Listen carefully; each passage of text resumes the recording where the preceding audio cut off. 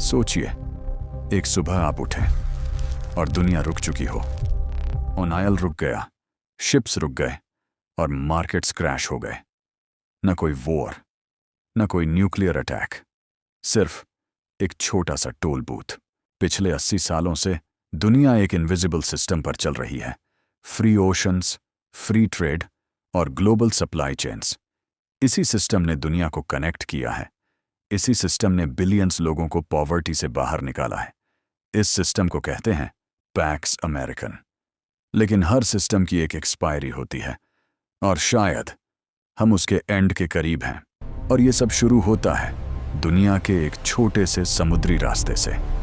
नाम है straight of Hormuz. ये सिर्फ एक रूट नहीं है, ये ग्लोबल इकोनॉमी की हार्ट बीट है।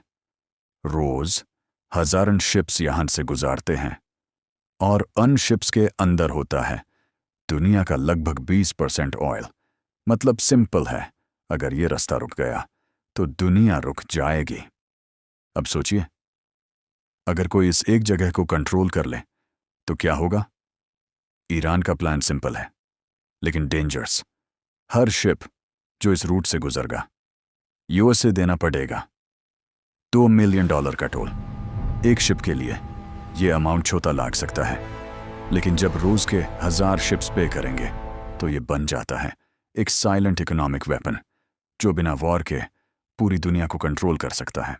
और सबसे शॉकिंग बात, ये सिर्फ एक आइडिया नहीं है, ये ऑलरेडी स्टार्ट हो चुका है। जब टेंशन्स बढ़ते हैं, कंट्रीज रिस्क नहीं लेती। चाइना, इंडिया, जापान क्वाइटली अपने शिप्स को सेफ पैसेज दिलाने के लिए ऑल्टरनेट करेंसीज में पेमेंट करते हैं। Crypto currency, Chinese yuan.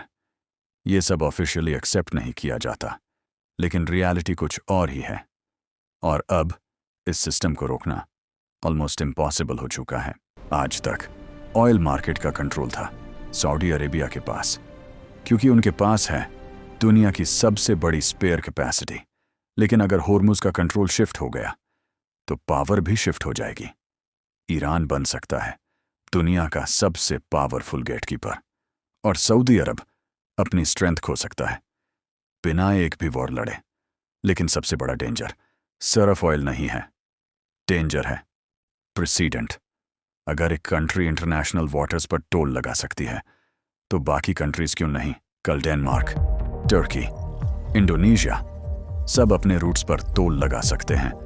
धीरे धीरे हर चोक पॉइंट एक बैरियर बन जाएगा और फिर फ्री ओशंस सिर्फ हिस्ट्री बन जाएंगे। हिस्ट्री हमें एक चीज सिखाती है, सिस्टम्स कभी परमानेंट नहीं होते। वो धीरे धीरे टूटते हैं और फिर एक दिन कोलैप्स हो जाते हैं। शायद हम उसी मोमेंट के एज पर खड़े हैं, क्योंकि ये सिर्फ एक टोल नहीं है, ये एक नए वर्ल्ड ऑर्डर की शुरुआत है।